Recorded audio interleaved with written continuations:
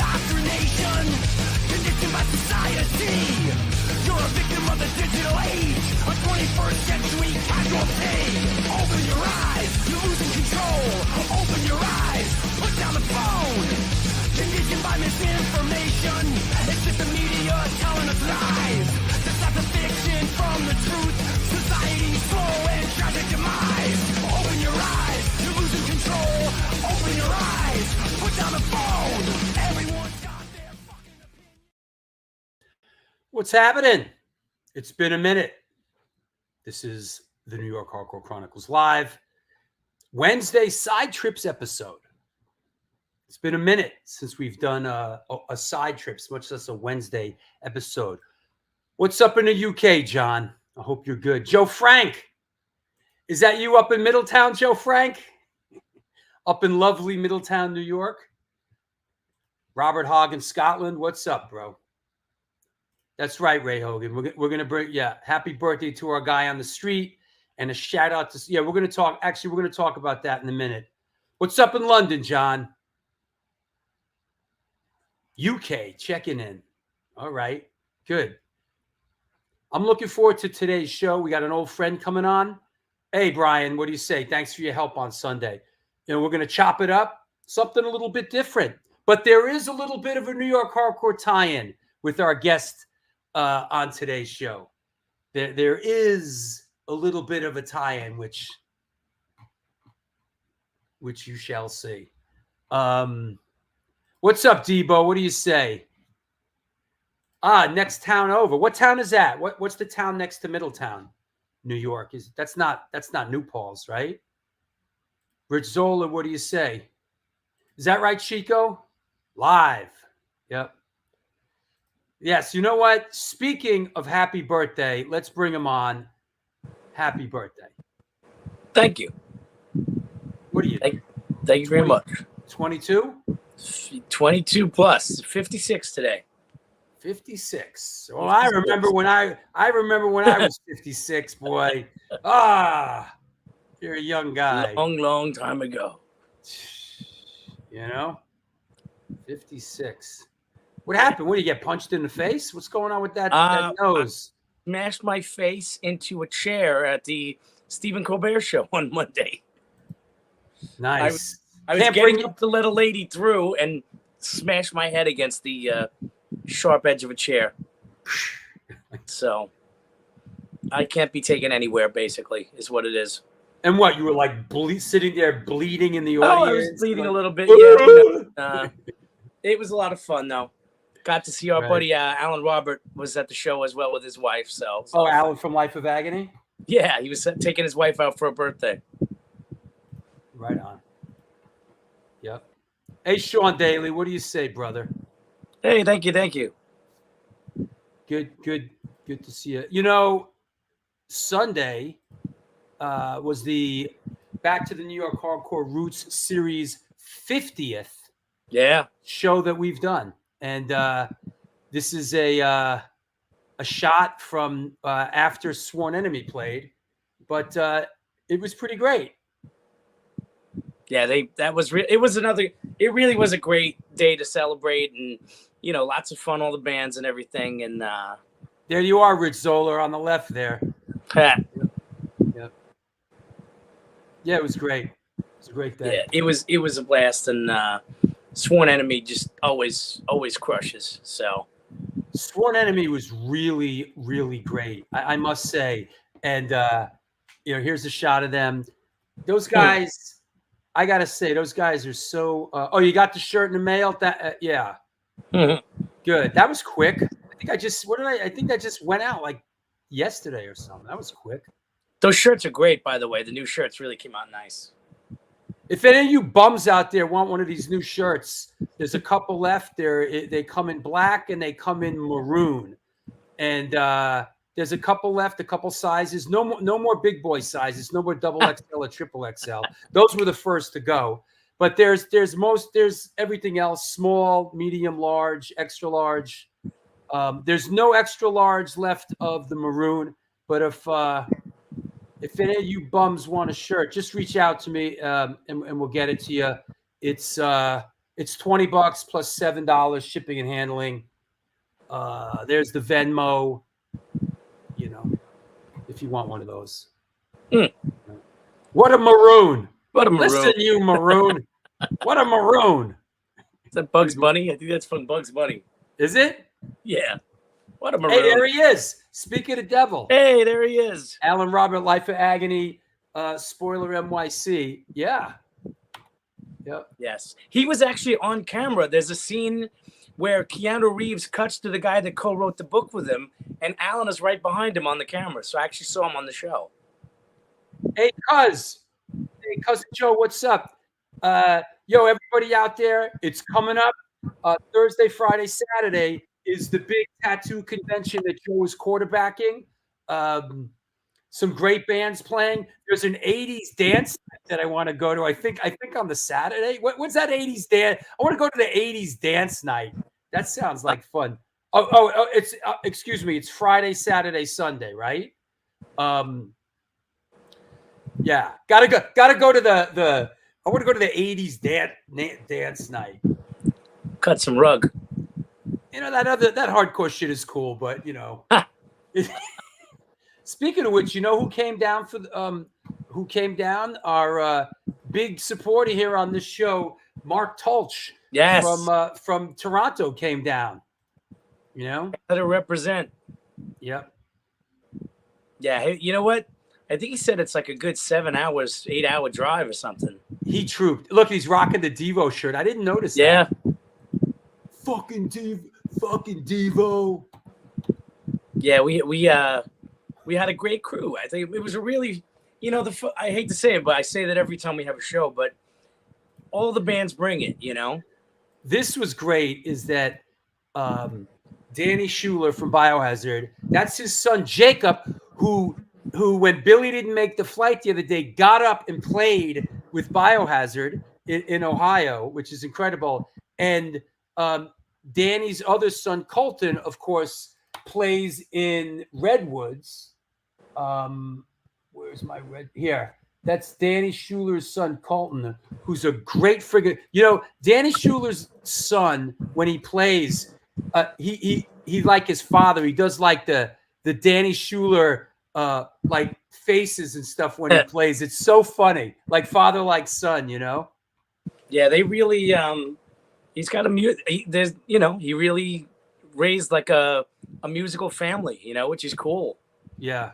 And he said just the fact that he just happened to have the kids with him on vacation, like what a great story that was, Yo, for those that don't know what went down, basically, Biohazard was playing in Ohio at that penitentiary, former penitentiary from the Shawshank Redemption. And Billy, that's when that glitch happened and all the flights were canceled. So Billy was flying in that morning and couldn't make the show. So rather than cancel the show, they were trying to figure out what to do. And Danny Schuler's son, Jacob, who's an actor, who I know as an actor, an aspiring actor, said, well, I know some of the songs. And so they ended up, Bobby Hamble, they practiced with them all morning, and he got up there. Yeah, Incarceration Fest. That's right. And he got up and played. And Evan Seinfeld called me. He goes, yo, we're about to go on stage without Billy. And I'm like, who's playing? And he said, Danny's son. I said, which one? I had no idea this kid even played guitar. And then afterwards, I talked to Evan. I go, did you have any idea that this kid played guitar? And he said, none. I had no idea. And I heard he killed it, which is great. Yeah. Here's another band from Sunday. Another band from Sunday. This is an interesting shot. That is Foul Pride. Foul. You know what? They did a cover of a SOA song. One of my favorite band, Girl Problems. Yeah. I thought that was a lot of fun. I was totally not expecting that. Here, Cropsey played, right? And I must say, looking at this picture reminded me of Pete Steele from Typo Negative. Like when we did the Black #1 video and he was playing the upright bass slung around his shoulder. Oh, yeah. Right? Mike Groves, who's a very big boy, makes that Fender Precision bass. Basically, he makes it look how teeny it looks in his hands. Oh teeny. my God. I sent you a picture. I have a picture of him and Lori Dawn. Right. And he is like she looks like a child next to him. Here's so big. Here's a good one. Here's a good one. This is the two guys have been in a band, two bass players I've been in a band with basically the last like 40 years. That's Zum on the left, who was in Antidote with me for a million years, and then Tristan, who took over for Zum in Antidote, and then carried over into Antidote NYHC, and then of course we carried that over to Incendiary Device. And of course Zum, who created the Sansamp bass driver and who's one of the forces behind Fryette amplification. Yeah, it's great, and you can see Tristan has his shirt in his hand too. He's got his maroon. What are you, a maroon? They're probably talking about what a nightmare it is to be in a band with me. Fucking guy doesn't leave me alone. He fucking calls me all day long with this shit. Exchanging stories. My wife is fucking freaking out. You know what? I got to see the One Ring up close the other day. Rochelle's ring? Yeah. I got to see that. Got to see the new first lady of the Lower East Side. Yeah. Well, I hooked it up. Here you go. Here's two of the good guys, Mike Pooch and Sally from Sworn Enemy. Yeah. Good guys. Just never disappoint. They never disappoint. They crushed, and they did that cover of Punishment, man. And they played Punishment with Danny Schuler's Kid, and it was friggin' awesome. It was friggin' awesome, man. So that really was. And here it is. And if you're wondering about the next show is going to be on the 18th. It's Furia 5. It's going to be a banger. And then that's the one right here. That's the August show. Yeah. And then the September show is Scream and Rebelmatic. And we're about to announce the October show, which is Incendiary Device, Winter Wolf, Midnight Foolishness, The Phoenix Within, and Gunk. So, Gunk. They play gunk rock. Yeah. So there you go. All right. Well, happy birthday, man. Cheers. What are you doing for your birthday? What are you getting hammered for your birthday? No, not at all. I'm going to watch this show, and then I have no real plan yet. I got to chop a tree down tomorrow with my brother. That's about it. Is that right? Mike Rose is listening. You know what? Since Mike Rose is listening, in celebration of the pride of Staten Island, I want to find that picture that you were talking about. Oh yeah, it's in there of him and Lori Dawn. Let me it's a great shot. Let me find that shot of him and Lori Dawn. Hey, you know who passed away? That's right. We forgot to talk about that. Yes. A legend.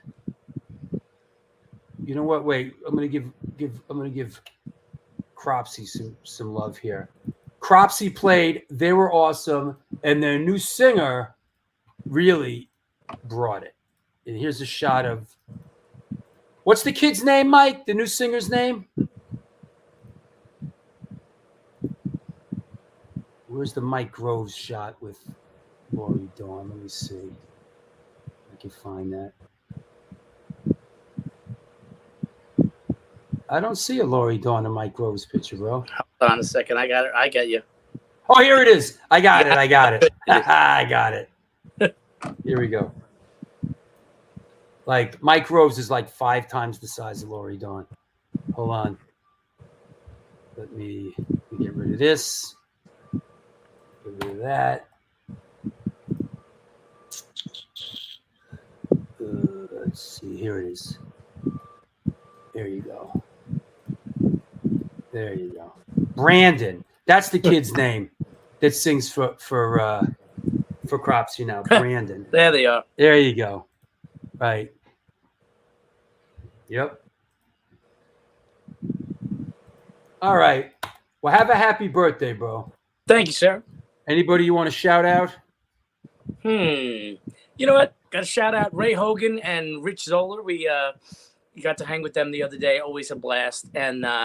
And Mark Tulch, who was great to spend the day with him. So yeah, that was cool. It was a lot of fun. All right. Have a happy birthday, bro. Thank you. Thank you. There you have it. Hardcore Shutterbug. This is the New York Hardcore Chronicles Live, and we are sponsored by New York Hardcore Comics, DTFM Vinyl Distro, Generation Records, 126 Hardcore Clothing, Mad Vintage, and the Texas Silver Rush. They're a jewelry design firm and boutique store located in the birthplace of the Texas. Where are you from, Texas? Texas country music scene in Fredericksburg, Texas. They specialize in working with musicians in all music genres to design and create unique one-off pieces, as well as to style them for stage, album covers, promo photos, and social media exposure. Their client list includes Rock and Roll Hall of Famers Greg Rowley, Ringo Starr, and of course, Agnostic Front. Information and online sales are being taken at their Facebook and Instagram pages, and of course, www.texassilverrush.com. That said, let's clear the deck. Let us bring our guest on.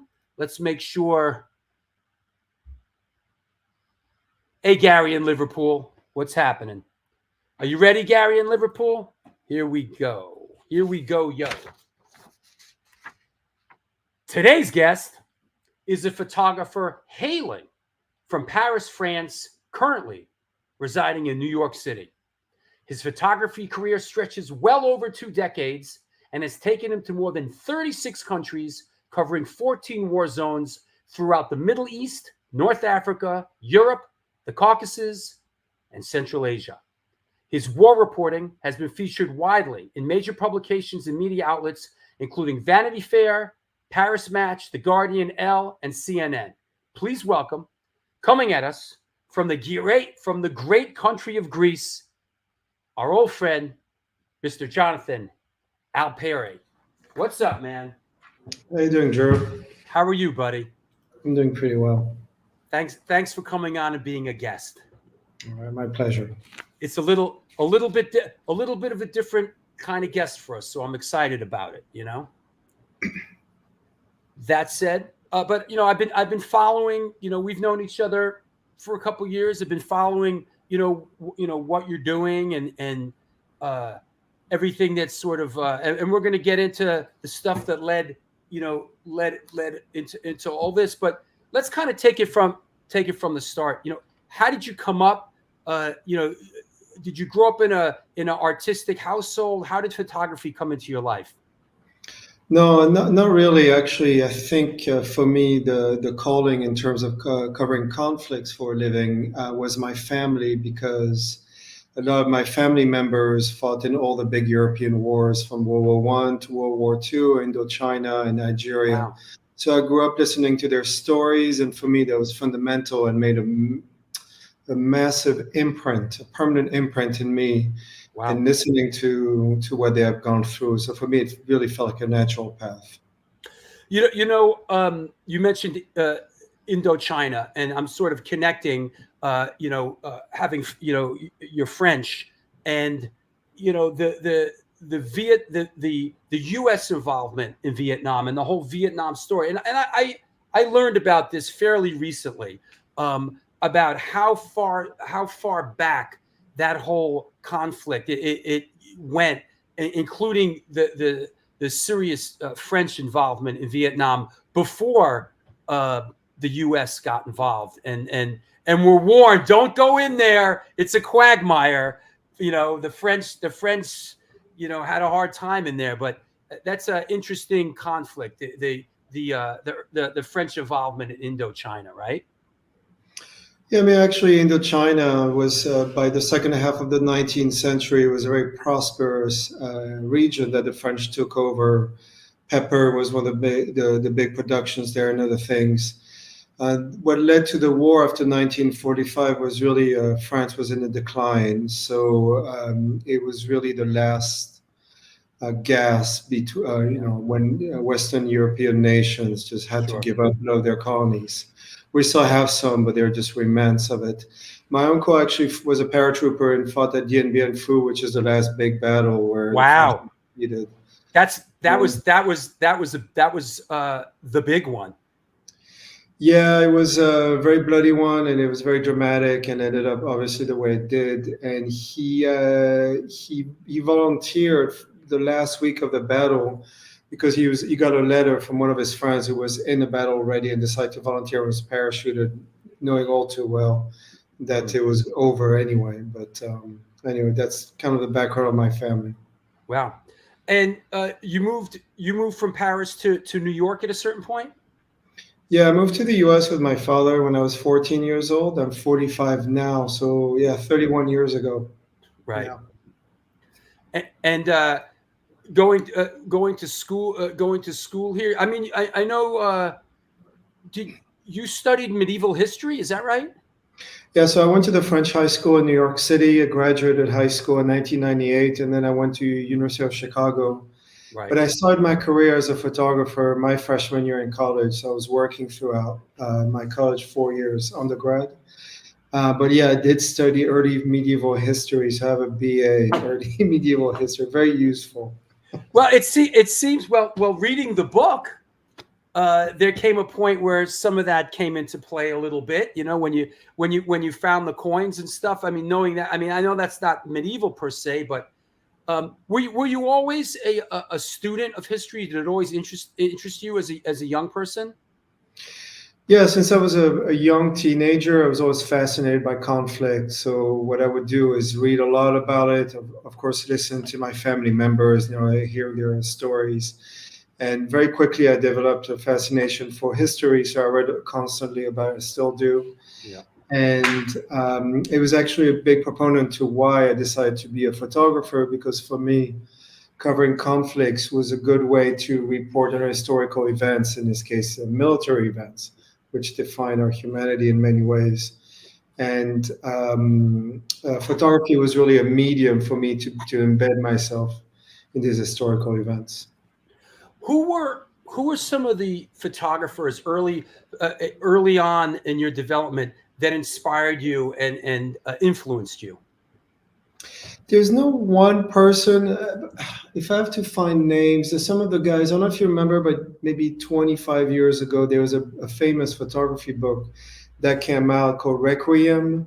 And it was all the war photographers who disappeared in Vietnam and Cambodia during the war. I'm looking it up right now. Go ahead. It's a very famous book, and you had guys like Burroughs and Henri Huet, all these guys. Obviously, they all gone missing.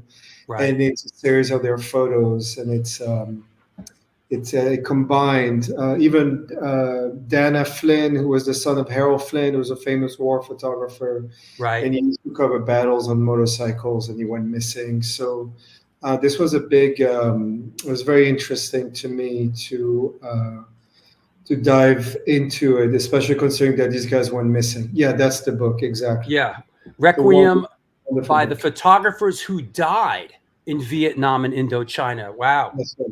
Yeah. Wow. And there's a lot of them. Yeah. Kevin Carter. I'm not sure who's Kevin Carter. I'm not sure. Yeah. Is that a photographer, James Warrior, Kevin Carter? Yeah. Yeah. Ain't that the truth? Yeah.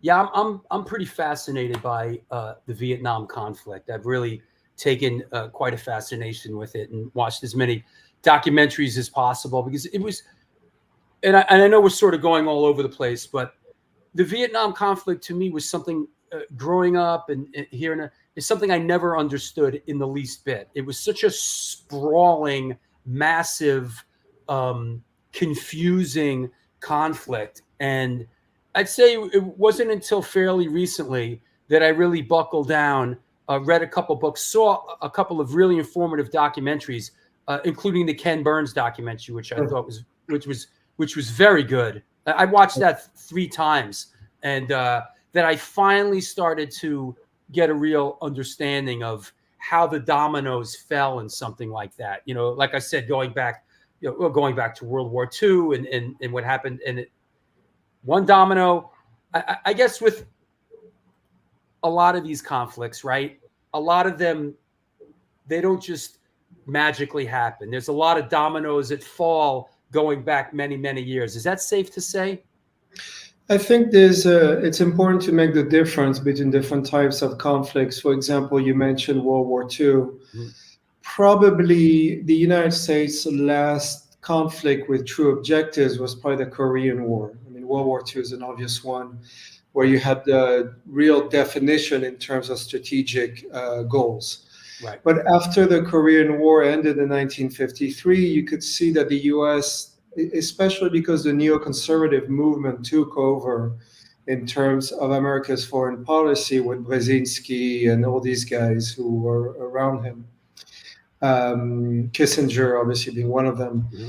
is what we like to call in France Imperial wars, which Vietnam is a perfect example of it. There are conflicts who have no true objectives. That's what you're saying. Things were felt in a very confusing fashion because what was the end game? Well, they would tell you it was containment, but it didn't really contain anything. And at the end, we became allies to the Vietnamese and we started doing business together years later. So I think the war in Iraq and other conflicts or the war in Ukraine now are very much similar in that sense. They're very imperial type conflicts. Is it different than what would be categorized as a proxy war?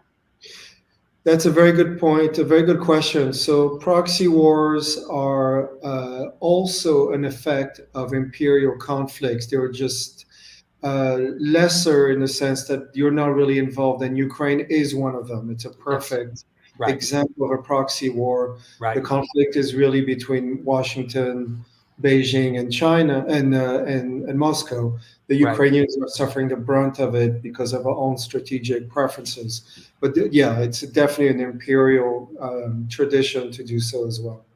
Gotcha. So, what was your first trip as an international photojournalist?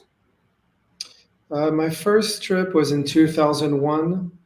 I went to Armenia, and I was in the Caucasus, and I went to this small enclave called Nagorno-Karabakh. So that was my first war.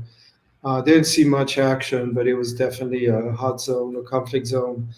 And I took a year off from college to travel for a couple of months and sort of allow myself to gain experience. I went back to college for another year, graduated, and then I continued.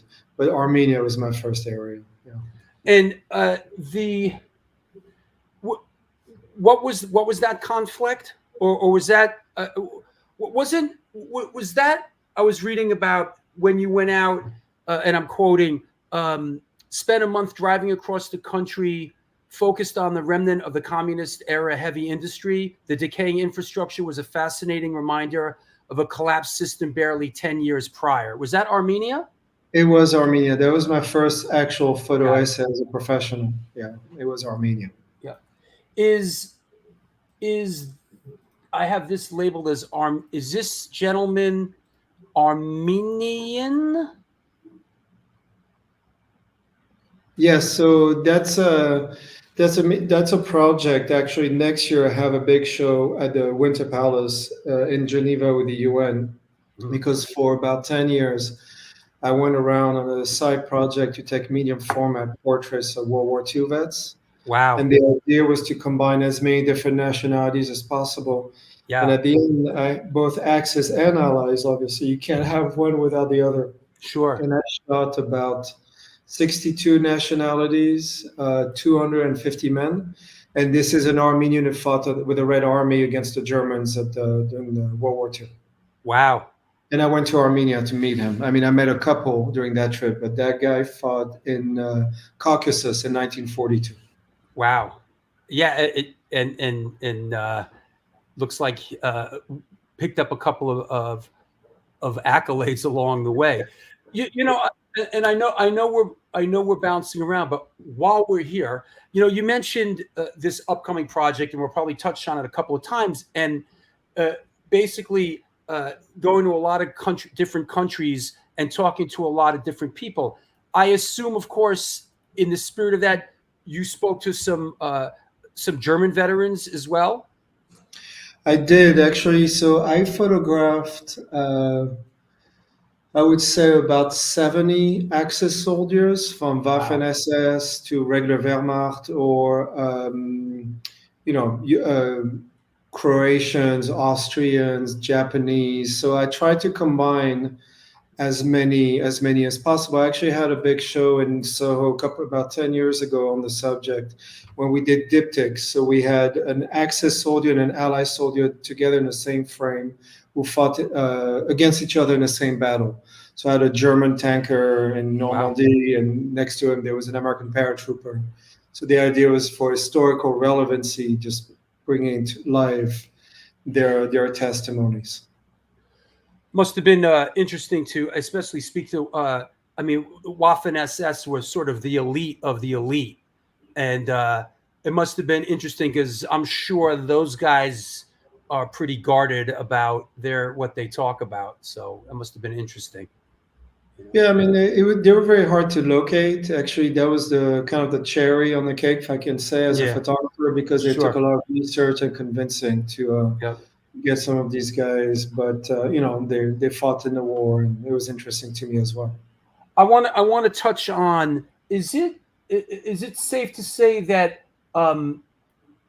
you going to Ethiopia was pretty early on in your career? Yeah, so I used to cover lots of wars in East Africa early in my career. So we're talking 2006 to 2009. And I would embed myself with different rebel groups, Muslim groups in Somalia, Ethiopia. So it's ethnic conflicts. So what you saw so there's the regular combat photos, but then you have these medium format that I took of these fighters. And I photographed a lot of women fighters who were exactly embedded as well in the fighting units. Yeah. That was early in my career. I wouldn't do that now. It was very difficult to get to, very dangerous, lots of walking. It was exhausting. And this was in Somalia or Ethiopia or both?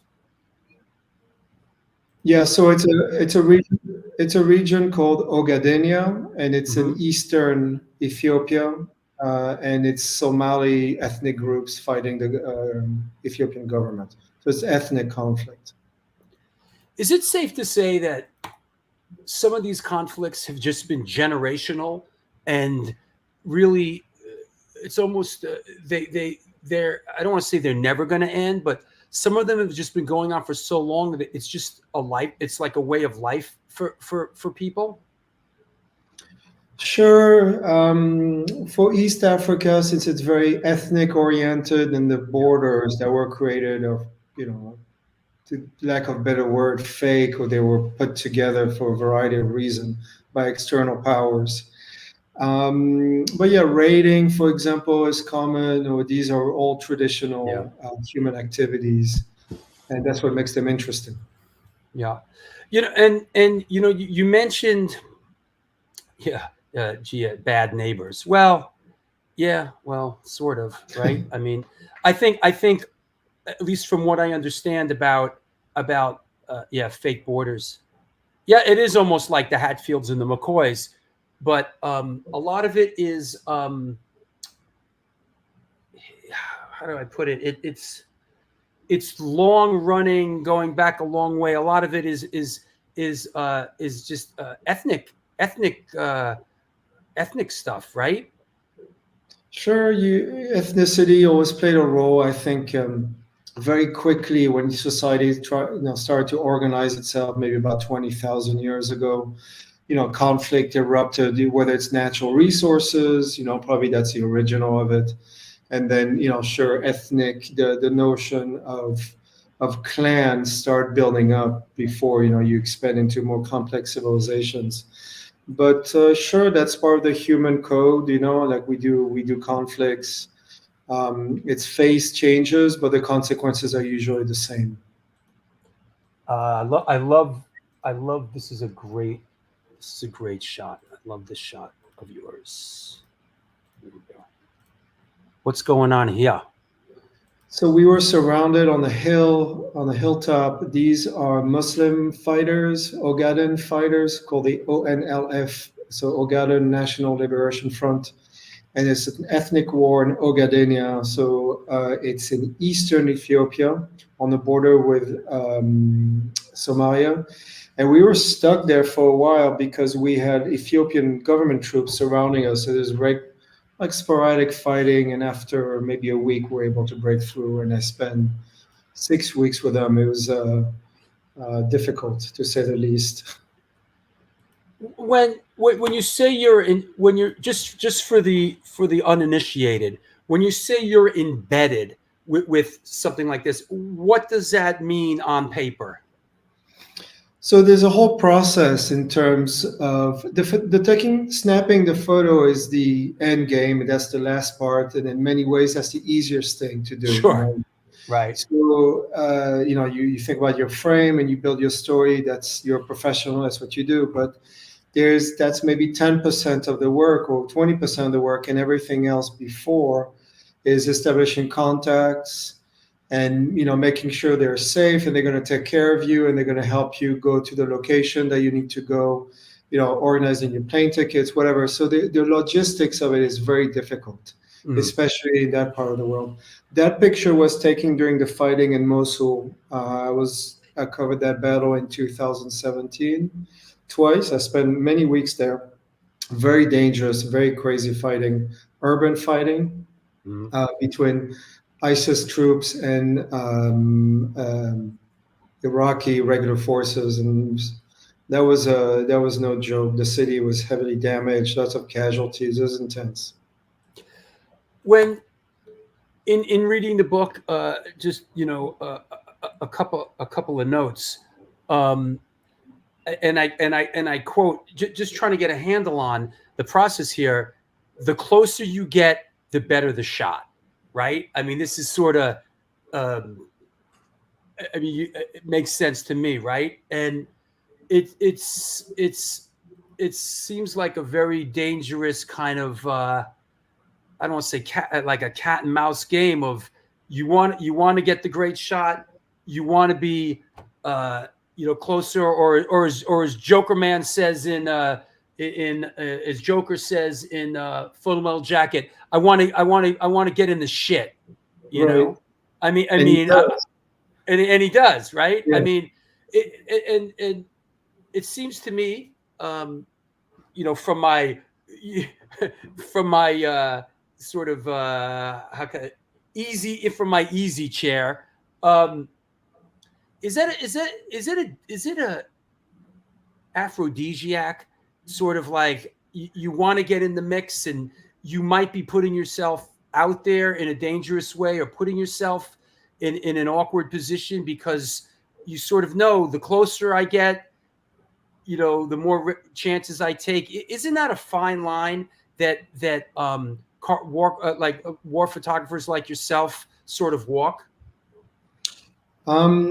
This fine line that you're talking about is something that you define as you hone over your craft over the years. It's true. When I started, I was in my early 20s, right out of college, and you do not necessarily have a good sense of danger. So you're willing to go to push the envelope, maybe too much, and that's a good way to get killed potentially. Yeah. But as you get older and you become more and more well known and you have more responsibilities and you're working for bigger clients, so you have to measure from calculating risk and taking the photos, and that's a very difficult thing to do. I mean, sometimes you put yourself in very dangerous situations and you don't take one photo because you're scared or because you're just hugging the ground. It's happened to me in Ukraine many times. It's such heavy fighting that just protect yourself. So you have to measure if it's worth the risk or not at the end. And that's something that you develop over the years and you get good at it. But sometimes you get unlucky. I know guys who got killed and they're very experienced. Young guys, not experienced, getting killed. So sometimes you never know. And why? Like we just saw some of the Ethiopian let me grab another shot. Let me see what else we got. What's this one? Nepal. Oh, this is a good. I like these Nepal photographs, man. These are freaking great. Why do these units, or dare I say government, why do they want foreign photojournalists embedded with them? What do they stand to gain?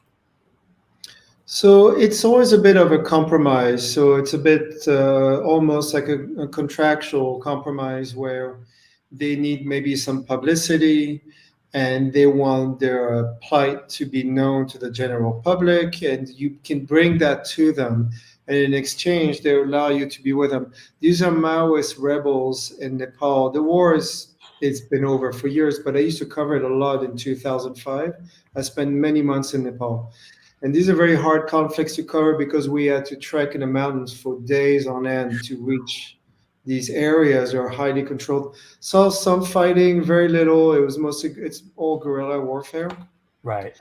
But I personally don't like hiking, so I had no choice there, and it was quite difficult. Definitely got a good shape there. Maoist rebels. Yeah. Wow. So it was mostly they were fighting the king. I think the king was called Gayendra at the time, and they were fighting the Royal Nepalese Army. And I got to cover their side as well. So I did both sides, and it was more of an ideological fight because these Maoist rebels consider themselves as Maoist communists, Right. and they wanted to topple the king and take that over. They were not successful. Gotcha. Let's look at another one. This photo I really I like this, and we're bouncing around here. We're kind of making our way to this, but because I want to set the table a little bit before we delve into that. But I love this shot. Could you tell us what's going on here? So this is in Afghanistan in 2010. I spent many weeks with the French Foreign Legion, and this is during a brief. Like everything in life, my profession relies very heavily on timing and luck.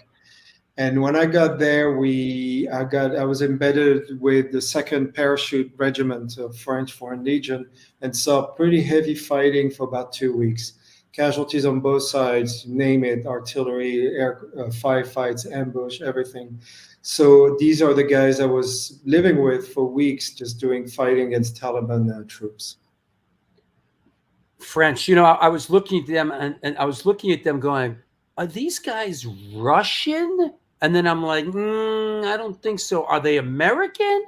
And I'm like, no, they can't. So that makes sense. French. They are French.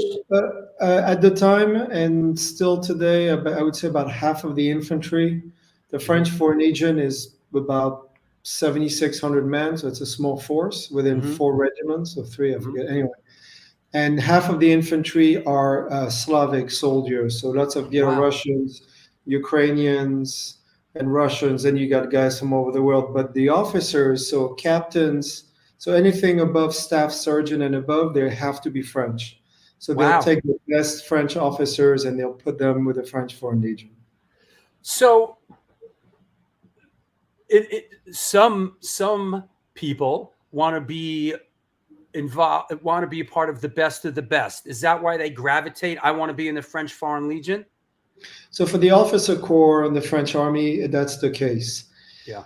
For the regular guys who are not French citizen and they join up, it's for a myriad of reasons. Some are escaping their country. Some they are just war dogs. They just want to fight. Others have this aura of joining the French Foreign Legion. I mean, there's all kinds of things. And depending on the era, you had different groups of nationalities. Like, for example, we were talking about the war in Indochina. Half of the infantry who fought in Indochina in the French Foreign Legion were ex-German SS and Wehrmacht soldiers. And they were just war dogs, and they survived the war, and they just join up for whoever would hire them. So, and before that, in the 30s, it was mostly Polish. So it depends. It depends on the period. Makes sense. Let me grab a couple more Afghanistan shots here. I like that term, dogs of war. Yeah, I mean, that's what these guys are. I mean, that's what they I do. mean, and of course, I'm assuming that there is a circuit of men and women that are dogs of war and will go work for the highest bidder. Is that correct? Yeah, so in terms of mercenaries, I mean, in the US, we call them contractors. Right. It's a little bit more regulated. Right. Yeah, Right. but at the end, It's the I same think the shit. word, yeah, same stuff. And mercenary, I think, is more appealing in terms of its tradition. It makes a bit more sense.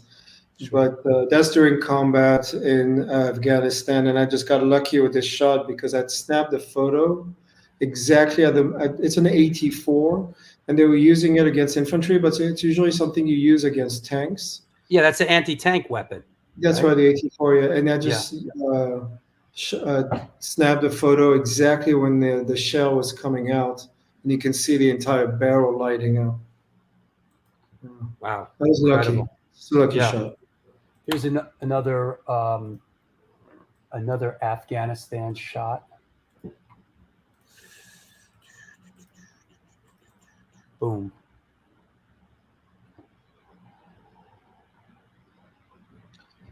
And that's also, so that's French Foreign Legion troops. And I was embedded with a platoon, and they were counterattacking, and they took back a village from Taliban forces. And they took some losses there. We were ambushed. It was really crazy, actually. There's a lot of shooting all over the place. And this guy took a bullet, and I forget what nation. I think he was from Slovakia or Slovenia. I don't remember. But they lost a guy there. He was shot right next to me. Took a bullet in the head right next to me by a sniper. And this guy took another bullet right after. Tried to save him, and he got hit. When you're in this situation, as a photojournalist, are you armed? Are you? That's it. That's the question. Are you armed? No, never. I mean, you're not supposed to. You're not a combatant, so. Right. I mean, in this case, because you're embedded with Western forces, you have to wear a helmet Right. and a flak jacket, and there are certain protocols you have to follow. But no weapons. Yeah, I have oh, here you go. A shot of you with helmet and flak jacket, right? That would be this. This looks like Afghanistan.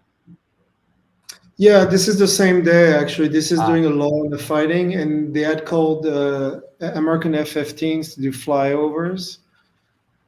So either they would do that or drop bombs. But this time they dropped bombs later. So it was just flying right over us, and I was looking at it. That seems to me to be the most incredibly harrowing thing, is to be in a situation where ordnance is raining seemingly randomly upon you. That must be absolutely horrifying. Well, I mean, once you're in it, it depends. It depends on the conflict you're covering. It depends on the kind of troops you're embedded. I remember with Libya, you're embedding yourself with rebels. They don't know what the fuck they're doing. Yeah. So that's scary because they could leave you there. And it's actually, some journalists were killed like that. But these French Foreign Legion troops are highly professional, so you feel quite secure with them. And you Right. know that in these kinds of low-intensity wars in Afghanistan, they're not going to be defeated. But when you go to Ukraine, that's a whole different story. You're dealing with a much heavier kind of types of fighting, and that's far more dangerous. While we're here, let's do a little Ukraine, which is really been going on for a long time, ebbing and flowing. But why did you gravitate to Ukraine? Why was this? How and why did this conflict come on your radar screen? Well, as a photographer, in this case, Ukraine is a very interesting opportunity as a war photographer because it's a conventional war. And conventional wars nowadays are not so common, at least for now. I think that could change, in my opinion. Right. But they're very visual.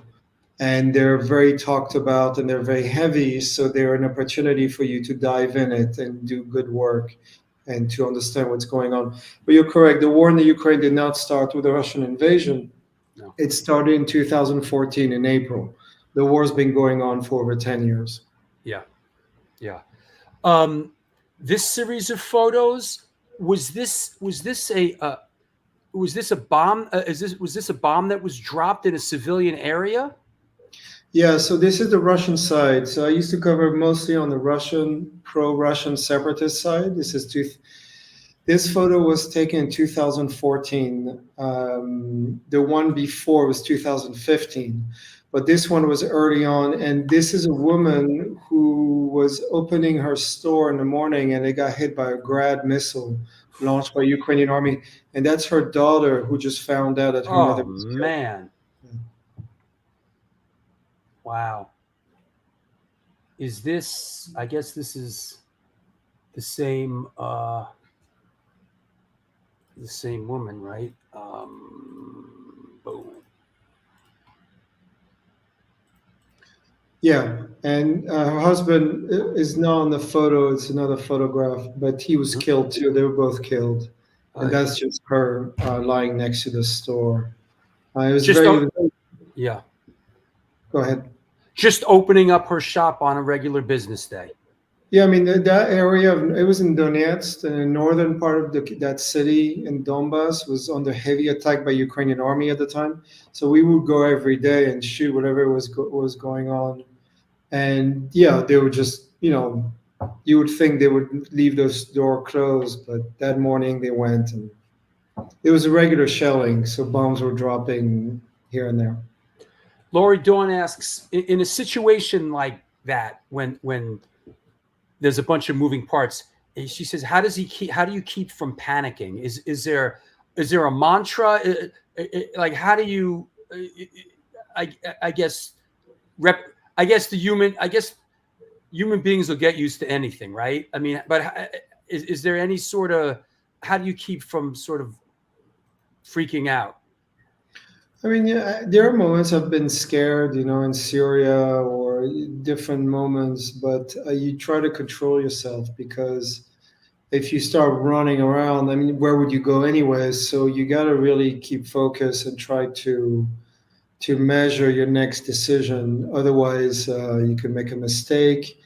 And also, you don't want to look like that towards other people who are protecting you and they're not panicking. So you got to respectfully try to work yourself out. This looks like Ukraine, right?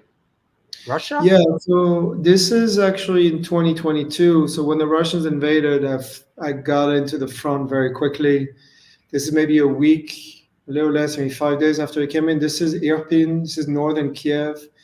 And it was so dangerous there, where I almost got killed pretty much almost every day for a week of just going to these areas. And there was a lot of very heavy shelling. And clearly that bridge was just taken out. Yeah, heavy ordnance. Yeah, basically. Yeah. Man. This photo here is, I can't exactly figure out what's going on, although it certainly doesn't look good. Is this Ukraine conflict? Yeah, this is a similar area. You can see the artillery in the background is exploding, see all the black smoke. So they have a tradition in Ukraine. If you loot a store, they grab you, they tape you around a pole, and they pull your pants down so your genitals are for everyone to see. Wow. And then they just leave you there, and bombs are dropping in that area all the time. And I don't know what happened to them. I mean, you couldn't go anywhere. So that was the punishment. They should do that in New York these days with some of the shit. With some of the shit that's going on. You want to loot? You want to loot and get caught? This is what happens. And I'm not trying to make light of a very, very grave situation here, of course, but wow. I was trying to figure out, is this a prisoner? I couldn't figure out what this was exactly. Yeah, there were three of them actually. The other two are on the right. It's another photo. They broke into a supermarket that had been closed by its owner, and they broke in to steal stuff, and they got caught by the military. Right. And you can't do that because no one else most people are not doing it, and they're suffering through the situation. So you should, so that was their punishment. Yeah, I'm sure once you don't want absolute lawlessness to take over, right? And then you have a real fucking problem. So, is this? I'm trying to, I want to tie in. I want to tie in for those out there that there is actually a bit of a New York hardcore connection between Jonathan and myself, because, and many of our viewers might be familiar with the Antidote record cover, the album that we did for Bridge 9 Records, No Peace in Our Time, was one of Jonathan's photos. And I believe, was this, if I remember correctly, was this Libya? No, this was in Syria. Syria, excuse me. Yeah, during the war. Yeah. And these are kids who were taunting Syrian troops, and they had built these fake weapons, and they were playing war. But there was war where they were really. So, and they were fake shooting, and many times the Syrian troops would shoot back at them to scare them. So It was actually dangerous. Yeah, that's pretty crazy. But yeah, and thank you for letting us use this very appropriate photo for our record cover. This is going back 10, 12 years. At least, yeah. At least 10 years. Yeah. I want to let's take a sponsor break, and when we come back, let's talk about the book and how you became you were grabbed and taken hostage, and let's talk a little bit about that ordeal, and also moving ahead to the future. So give me a couple minutes here, and we'll bring you back. Okay. See you in a few. All right, this is the New York Hardcore Chronicles Live. Got a great guest today. Hope you're enjoying it. Let's do some sponsor stuff, and we'll come back and we'll keep at it. Since 1992, Generation Records has been a mainstay of the New York metropolitan area music scene. Today, they offer a diverse selection of new and used rock, jazz, indie, hip-hop, punk, hardcore, metal, blues, soundtrack, and reggae LPs, as well as t-shirts, posters, and other merchandise.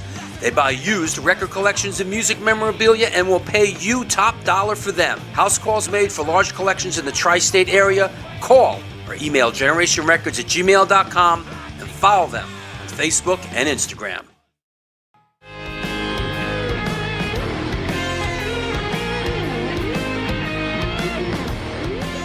Will that be cash or in debt? Do you mean debit? Yes.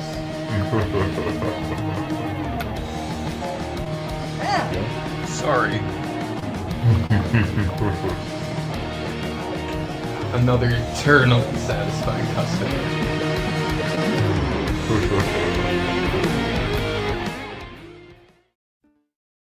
Peace, what it do? Welcome to NYHC Comics at 117 Main Street, Dobbs, Surrey, New York. I'm Debo the Pro with my homie Lee Farley. Welcome to the spot.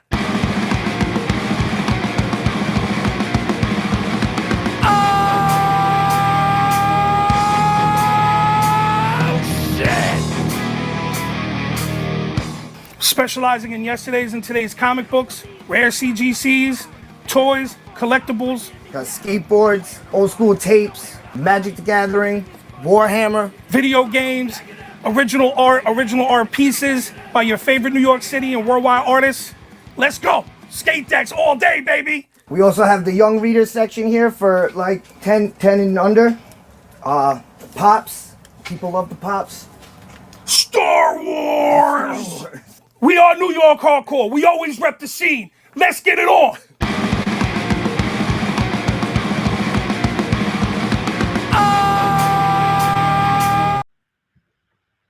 Welcome back. This is the New York Hardcore Chronicles Live, Side Trips episode. So, mixing it up a little bit today. Aaron, yeah, absolutely. Drew, thank you so much for that. Absolutely, man. We gotta mix it up once in a while, man. It can't all be Vinny Stigma, and Jimmy G, and thank you. everyone out there for taking the ride today. James G. Warrior, one thing I've always loved about hardcore, it's educational. This is 100% proof of that. Well, thank you. That's very kind of you. This Sunday, July 28th, Gerard Lindsay of 45 Adapters will be on the show. A week after that, a big banger, Jump Around, Danny Boy O'Connor from House of Pain. This is going to be a good one. Week after that, Daniel Rachel from the author of Too Much Too Young, the two-tone record story, which I am reading right now. And then this just announced, Sunday, August 25th, Joey Shithead from DOA, who is also a councilman. Is that right, Mark Tulch, up there in Canada? I think Joey is a councilman up in his province up in Canada. But we finally got Joe on the show. That's going to be really great. Chris Enriquez has rescheduled. He had a couple of big tours with Spotlights and Julie Christmas. He is excited to come back on the show on Sunday, September 1st. And of course, speaking of Vinny Stigma, he will be on with Howie Abrams celebrating the book release of Vinny Stigma, the most interesting man in the world. So is that right? What are you reading? The ska book? Is that what you're reading, Manuel? Yeah, it's a good read. That said, hey, show needs support. Please support the show. There's a PayPal address, a Patreon. The New York Hardcore Chronicles Live needs your support. So if you're a lurker, please come in from the shadows and support the show. Also, as I mentioned before, another great way to support the show is these shirts that were just made. There are a couple left. If you are interested, reach out. They're $20 plus $7 shipping and handling. That's domestic. Reach out. There's the Venmo address. Take a screenshot. Reach out. Buy a shirt. Support the show. Help me help you. That said, is that right, James G. Warrior? I gotta do my homework for that show. I've never listened to Julie Christmas, so I guess I got to get with the program and do some homework for the Chris Enriquez show. Thanks for the heads up. I gotta get with that. Yes, Debo. Is that right? Okay, so you're reading the ska book. Okay, good book. Well, good. Not only is he coming on the show, but I am moderating a book event here in New York City with him. If you're in New York, on Thursday, September 12th at Rough Trade in Rockefeller Plaza. It's a live book event that I'm moderating. So he's going to be on the show, and then I think like 2 weeks later, he's going to be here in New York. And Spotlights, yeah, I gotta get with the program. Listen, things are zipping by really quick here. Basically, I do a show and then start focusing up on the next one. So that said, let's bring our guest back on. War photographer Jonathan Alpeyrie. Hey, man. Welcome back. I want to ask about, let's get into the book, and I want to preface that everybody out there, if you're interested in the book, reach out to Jonathan's website. It's scrolling at the bottom there. Pretty good website, by the way, Jonathan. It's pretty detailed. Yeah. Well done. Yeah, it was well done for sure. Yeah. So let me set the table for the shattered lens here from my notes. On April 29th, 2013, during the Syrian civil war, Jonathan's local fixer betrayed him to a group of Syrian Islamic rebels who held him hostage, beat, and tortured him for 81 days. Troops of Syrian dictator President Bashar al-Assad, backed by Hezbollah, having ties to ISIS and global jihad, were fighting the Free Syrian Army rebels who were his captors. What an incredible story. What a scary situation. you were. It seems. I mean, I guess you never really could verify, but it would seem, reading the book and what you said, that you're putting your trust in a lot of these situations into what we know as a fixer. Which, for those that don't know, explain what a fixer is. So a fixer is a contact that you have that you pay as a daily rate. And he's a facilitator, so he does multiple things for you. He translates, he drives you to different locations, but more importantly, he has contacts to locations you need to go to, or you want to embed yourself with certain units, or you want to meet certain people. So he arranges everything for you. So it's a bit like a babysitter. Right. The term is used in the film business also. Like when a film crew. Sure. Well, yeah, it's the same thing. When a film crew goes to another country, you have a local fixer who basically, is your liaison, so to speak, to the locals and all that. Was there like going into this situation? Did you feel like it was a little more risky than others, or did this sort of? I mean, I read the book, so it just sort of seemed like it seemed to just kind of like awkwardly fall into place. The way that it kind of happened. Did it feel that way, or did you feel like this was? Did you have a bad feeling about it before it went down? Well, this was my third trip into Syria, covering that conflict, and I knew there was always a risk of kidnapping because it traditionally happens in that region. It's a business, so it's fairly common, and they had been kidnapping journalists. So I knew it was an extra risk I was taking by going back there. But from what I truly understood, which was later after my release, is this was already set up days before. So I was already done for even before it happened. It's a bit like a mafia hit, when they decide it's already too late. So it's a bit like that. And obviously it's not something that was personal to me. It was just a reaction to something that they needed. They needed some money to fund their conflict, so on. So to capture international Western journalists is a good way to make money. So it's That's really about that's what it is. It's really a because I struggled to try to figure out why. It seemed a little bit like almost like Keystone Cops. You know what I mean? It seemed like they weren't exactly the sharpest bunch. It didn't seem very well produced, so to speak. That's the motivation is purely financial. Well, for these guys, it was. I mean, they were Islamic, but you have different degrees of Islamic troops. You have from Daesh, ISIS to Al Nusra, and then you go down the ladder.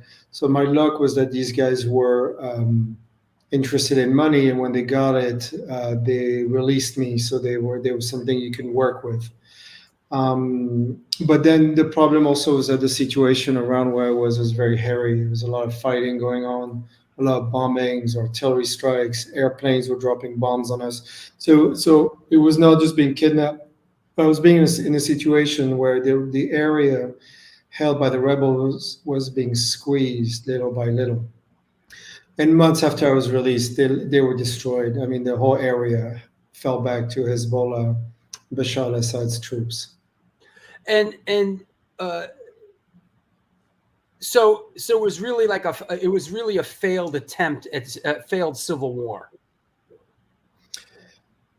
I mean, it might have started as a civil war, but it was really triggered by outside powers. So that was also a proxy war. You could tell Saudi Arabia poured in many thousands of mercenaries from their country, and many Islamic groups from Europe or from the Middle East, all over, from Central Asia, from North Africa, poured in by the hundreds of thousands to fight to create something a much more Islamic type entity. Now they failed because Russia intervened and turned the table on them. Why would I'm confused? Why Because why is that in excuse me? Why is that in Russia? Why is that in Russia's best interest? Well, for multitude of reasons. So there's a strong alliance between Iran and Russia, and Iran was a big ally to Bashar al-Assad. It still is. I see. So you have that connection, but also you have the Tartus, Latakia area, which is the coast, and that's the only port that the Russian Navy has. And the Syrians are long-term allies to the Russians, so it just triggered a reaction, especially when the Syrian army was losing. Right. Then the Russians intervened and basically destroyed completely the Islamic elements fighting there. It's leveled. Yeah, they used a strategic bombing. I mean, they leveled. I mean, it must have been hell for sure. As if a situation like that is not bad enough, you don't speak the language. That must have been incredibly frustrating to just, be blindfolded, handcuffed, and not understand a language, right?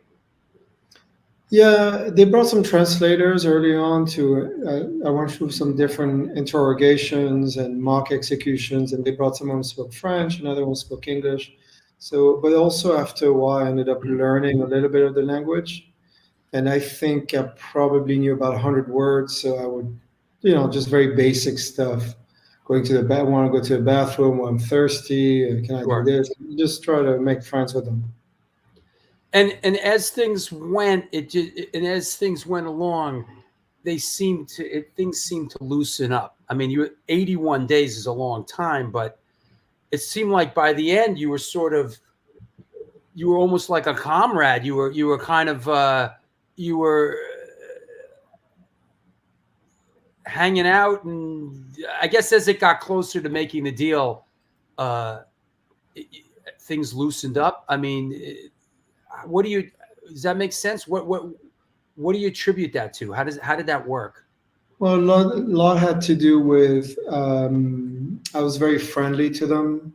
Yeah. And I was doing things, I was praying with them. So I was really just integrating myself into their lives. And I think that was very beneficial for me at the end for them to decide to let me go as well. So it's not like in the movies, I mean, I did try to escape at one point. I mean, there's a whole segment in the book about that. But overall, you were almost there, man. You were like, it was like you were about to. I was just waiting. I was like waiting for you to make the move, man. It was like something out of It was like Steve McQueen, The Great Escape, and then they moved you, right? Yeah, they moved me. Yeah. So anyway, so that backfired anyway. But so yeah, I was making sure that they would see me as a friend or someone they could trust somehow, that there wouldn't be a problem, and that was very important. All this sort of interrogation, like, are you CIA and all that, was that for real, or was that just a facade? No, I mean, I think they do. I mean, they don't know, so they do. I mean, they want to find out, So I think it could be a possibility. Being a war reporter could be a good cover, and it does happen. So I think they might have been worried about that, but I think really at the end they knew that I was just a photographer. Does in a situation like that, or in that situation, are you recognized as a Frenchman or an American? Or which is better to be sort of recognized as in that situation? I think nowadays it's equally a problem in some of the regions, mostly because France has similar policies than the U.S. in terms of foreign policy, so we're viewed the same. Mm-hmm. But it was already like that 10 years ago. So these different passports that I hold were not really helpful for me at the time at all. Yeah. And Who was the I see who was Stash? Was that your co-writer? No, he's someone I covered wars with, someone I was working with and stuff like that. So we wrote the book together. I think. But it's someone I've been in conflict with multiple times. So Right. And I want to say out there, this is a great book, The Shattered Lens. It's scrolling at the bottom there. You can pick it up from Jonathan's website. It's a great read, incredible story. So if anybody is interested in what inspired you in the end to put it to paper and write the book?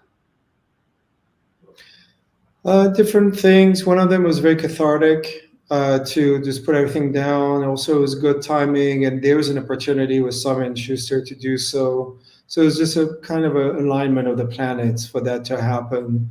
But the book came out a few years after it was released. It came out in 2017.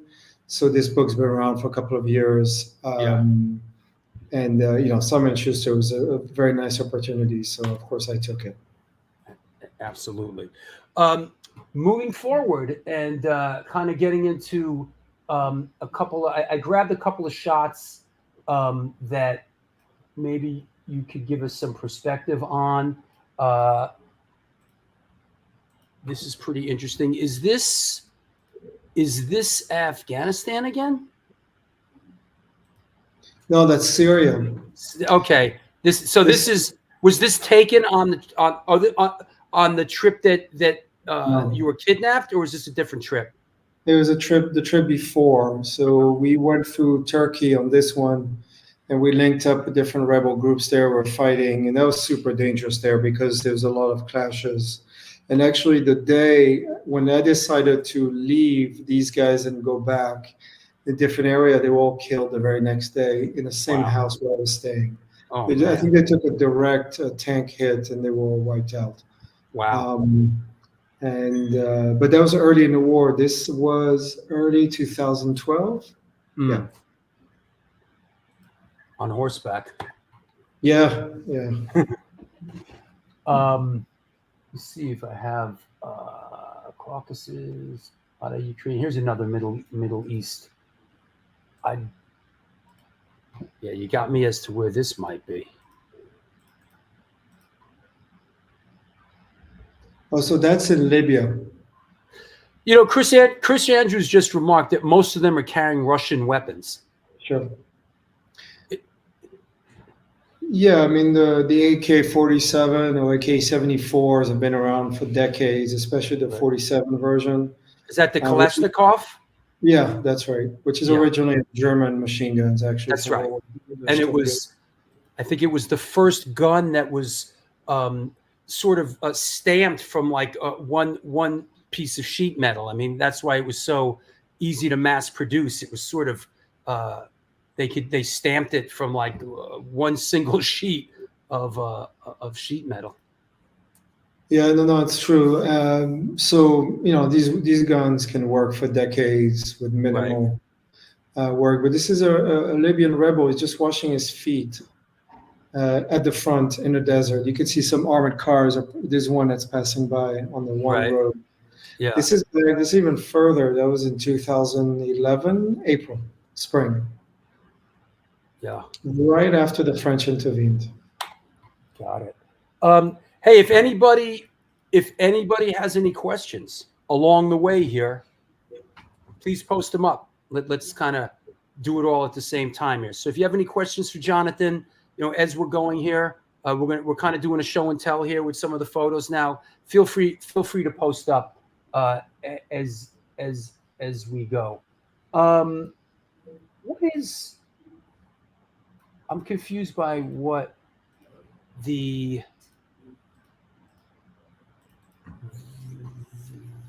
what's happening here. So this photo was taken in October 2020 during the war in Armenia. I don't know if you remember, there's very heavy, short, but vicious conflict between Azerbaijan and Armenia. And I spent the entire war covering the Armenian side. And this is at the front during pretty heavy shelling. And it was just in a casemate, concrete. And I just took the shot because I saw the line, and I just focused on him. And what were the two factions that were fighting here? So it's the Azerbaijan just launched a major ground offensive and retook most of Nagorno-Karabakh, which is an Armenian enclave. Mhm. And they clashed for 44 days, and maybe 20,000 soldiers died. It was very bloody. Yeah. Gotcha. Let's see. I got a lot of Ukraine. We'll get to the other stuff. What is this? This is so these shots, the Caucasus. What is there a difference between sort of Russia, Ukraine, Caucasus, or is this a different conflict? So this is in Georgia, but this is before. This is in 2004, and this is during a ground offensive with Georgian troops who are fighting Russians and South Ossetian rebels. So this is the same region. It's the South Caucasus, but different country. Not too far from Chechnya, actually, and this is during one of these attacks in the forest. In these conflicts involving Russia, I would assume like Russia wouldn't want any journalists anywhere near anything that they're doing, right? Well, I mean, you could embed yourself with Russians. It's definitely possible. I know guys who do it, who've done it. This is on the Georgian side, so that was also possible. No, you could do it to the right contacts. It's usually not a problem. And this is the same conflict, correct? So no, that's back to Armenia in 2020. These are dead Azeri soldiers who were being picked up during a lull in the fighting, and they're just exchanging dead bodies. Got it. That makes sense. Let's see. And this one is, I like this one, the 1,000-year stare, which is, you see this in going back to many conflicts, the 1,000-year stare, right? Yeah, so this is a Ukrainian soldier. This was taken, I think, summer 2018. And this is a very dangerous area. This is right on the front line. And the Russians were about 50 yards, and they were constantly shooting at each other. And this is inside a village that was basically occupied by Ukrainian troops. Yeah, this guy has spent too much time at the front, clearly. Someone's asking about music, like in these kind of situations, like, does anybody listen to music? Is there a soundtrack to any of this stuff? Are there any of these units ever sort of put music in the mix, or is just music just sort of compartmentalized and put away for another time? I mean, when you're exactly at the contact line, not really. I mean, it's too dangerous. It could have happened. Trying to think of an example if this has happened. Can't think of anything, but like further back the line, yeah, sure. I remember driving with an officer from the Georgian army, and he was blasting Pink Floyd. Right. He was a huge Pink Floyd fan. And in that part of the world, you have a lot of, it's weird. Like I'm a huge fan of Uriah Heep, like progressive rock. Yeah, I like it. Yeah, sure. Yeah, Uriah Heep is great. Anyway, I even saw them in concert a couple of times, and everybody knew who they were. In Russia, they would get a lot of the stuff like illegally, but they knew, Deep Purple, Black Sabbath, and all these things. So, for sure. Yeah. Bands like Uriah Heep and Deep Purple are huge in Eastern Bloc countries. Yeah. Like Ukraine, Russia. Bands, huge. Uriah Heep.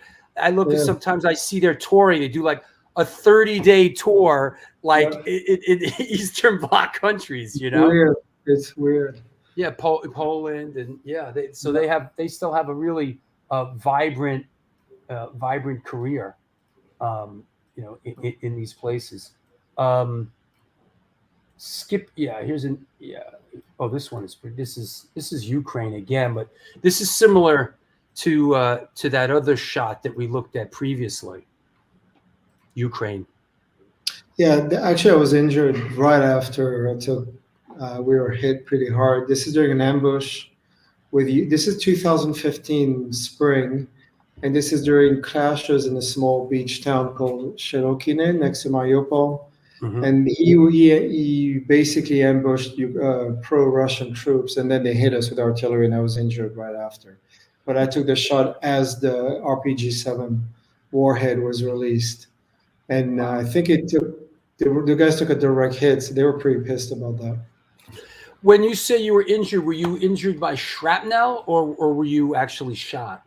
No, shrapnel. Oof. Yeah. Yeah, all that, he says, all that dust flying. Yeah, I guess when one of those goes off, everything just comes up off the ground, right? Right, yeah, including yourself. Yeah. And you don't want to be standing behind it, right? No, that's the backlash is a problem. Yeah, it's a big no-no. Yeah. You don't. So the hand plays out a little bit. I know you were starting to work in South America, working on a drug wars essay, and then the COVID thing hit, right? Yeah, so I've always been very interested in the international drug trade, and I really dove into it 5 years ago, and I created this large body of work, which is going to be a book next year, a photography book on all the way from production all the way to addiction. So it took me from South America up to Central America, Mexico, the Caribbean, and then the United States. Right. This is in Philadelphia. I'm sure everybody knows Kensington, and which has become an open air drug market where a lot of the Mexican cartels and local gangs are testing their new drugs on these poor addicts. Oh, and wow. This was like two years ago. They're just been given some clothes, so they're just taking it middle of winter. Here's fentanyl, obviously, is the big issue.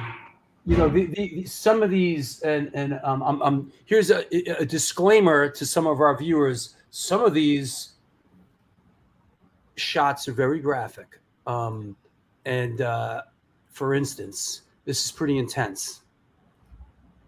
Yeah, so this is in Mexico. This is in a desert town called Mexicali. This is completely controlled by cartel, and he's shooting up pure fentanyl into his neck. And I linked up with these guys. It's kind of a lucky moment that I had in that. But you allowed me to spend a couple of hours with him, and I took that photo. But very dangerous area, northern Mexico. In looking at these incredible moments of time, I'm thinking, like, why would these people want this stuff documented? Are you around? Are you giving them a couple of bucks, or like why would they want this documented? I mean, you have to feel them out. You don't start taking pictures right away. You just start talking to them, or just making them feel comfortable. And then, if you think that it's going the right way, maybe you can try to tell them you want to take some photos. It's yes, no. If it's no, maybe a little later. So you really have to kind of work out something. I mean, this guy was completely out of it, so he wasn't. I mean, we did spend a couple of hours with him, so he knew what we were doing. But yeah, you really have to measure and read them individually. But most of the time, yeah, it's a hard thing to do, for sure. Yeah, for sure. And these are, in a lot of ways, these photos are incredibly tragic. Just these poor wretched people, man. Just suffering. That photo was taken in Baltimore. Yeah, there you go. 2 years ago. There's a lot of drug addicts who are living in these not parks, but they're kind of forested areas, and Yeah. You know, they have furniture, they make tents, like they actually built little areas for themselves. That I had to be introduced. You can't just go in there, it's kind of dangerous. So I had some contacts and they knew them, and it's kind of worked my way into it. And, you know, went back to Baltimore multiple times to get these kinds of photos. Baltimore is gnarly, and so is parts of Philadelphia. We know that for sure. You know, Depressing, especially Yeah. in the winter. yeah, right. This looks like, is this Brazil? No, that's Ecuador. Ecuador. Yeah, It, that was a and military operation yeah. to pick up this guy who was a local drug dealer, but he was moving a lot of weight, so they wanted him out. So GXS X End the World asks, do you know Spanish? I He says, do. Yeah. with cartel, journalists are aimed. Well, I mean, there are ways to approach them, and sometimes they want publicity, so you're able to do it. They target overwhelmingly local, regional journalists. They're the ones who get killed. They don't really go after foreign. It's too much. It would be too much of a problem for them. So, but you can approach them and work things out. So it's definitely possible. It's been done. Right. And this is a pretty horrifying shot. I'm assuming that, that's very true. It says, come visit Skid Row in downtown LA. Yeah, I have. Oh Yeah. boy. Oof. I know they really let that place go. So I was in San Francisco earlier, maybe 6 months ago. So I spent quite a bit of time in Oakland and San Francisco, and it's true, they really let that place go. Well done. You know, that down in downtown LA, it seems like what they kind of did was, you know, they just tried to sort of contain it, you know, within, you know, I guess that's one way of dealing with it is, you know, we're not going to stop it. We're not going to really regulate it. But if we could keep it within a 5-block radius, then it's something, I guess. Because downtown LA, we went fairly recently. We went through there when I was in LA with my gal Rochelle.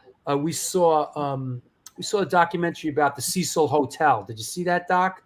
No, I haven't. It's really interesting. And the Cecil is, I had some event down there but we stopped by the Cecil, which is literally right downtown LA. And yeah, it's gnarly down there now, man. Yeah. San Diego as well. Yeah. Yeah. I don't know what our mayor is doing. Yeah. In LA. Yeah. I don't know what the mayor's doing here in New York, man. but yeah, it's thankfully, this is the last of the drug wars shot here. This is Mexico. Yeah, that's in Tijuana. That's a Mexican cartel, like a local boss, and he was just shot. I just happened to be there like right after, and he was killed by another gang during the birthday of one of his kids. Oh. And then they put him in the cross like this. Yeah, he had just died. He was still warm. Yeah, right there. Well, I've been to Tijuana, that's for sure. And Tijuana's like Tijuana's like something out of the Star Wars or Guardians of the Galaxy. It's like it's wild. it is pretty dangerous now. Yeah, I mean, and I went there many years ago, so I'm sure now things are really ramping up. I mean, another set of photographs that you documented is sort of the migrant situation. Does that? I mean, of course,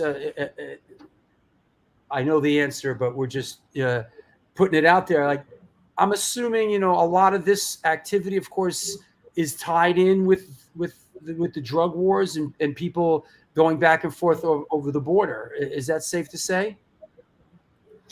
Yeah, so the criminal elements who profit from migration are the same as who profit from weapons and drugs. It's the same groups, just it's another mean for them to make extra capital. This photo was taken on the Panama-Colombian border, very dangerous area. and these people are being funneled and moving north from one Central American country to the next, and then through southern Mexico, and then all the way to northern Mexico, and then into the United States. Wow. So it's organized, all of it. I mean, they all have life jackets. I mean, it's weird. It's definitely all organized. Were there any real scary moments, sort of like in that situation? In that area, we were protected by the Panamanian armies. We went deep in the jungle. I mean, it's some risk, but it wasn't overwhelming.